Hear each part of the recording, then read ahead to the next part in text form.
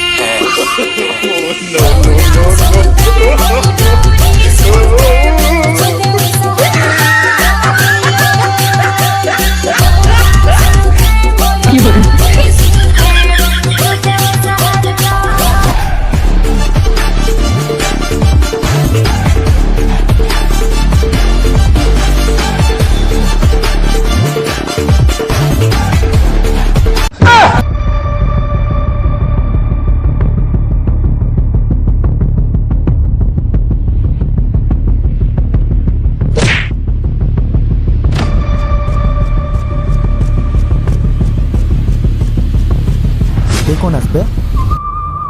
मोर नाम है फटाका मैन।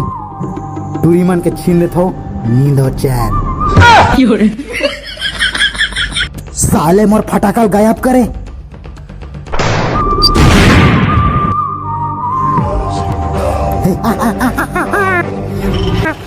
ते मोरा नहीं मार सकस। कापास में प्रदूषण से बने हो।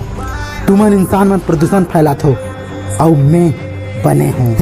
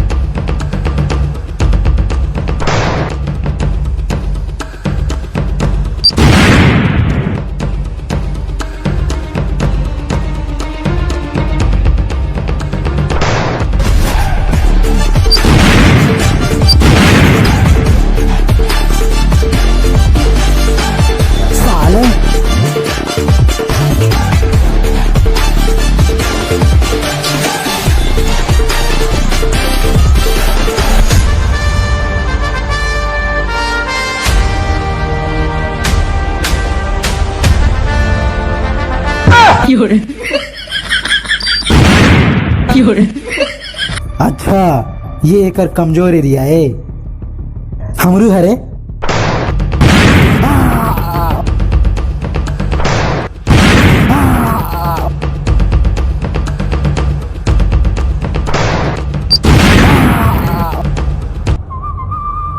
ये मत सोच कि मैं मर गया हूँ। आज मैं मरत हूँ तो कल कोई और ही कापा से इंसान मन प्रदूषण करेला कभी छोड़ नहीं सके।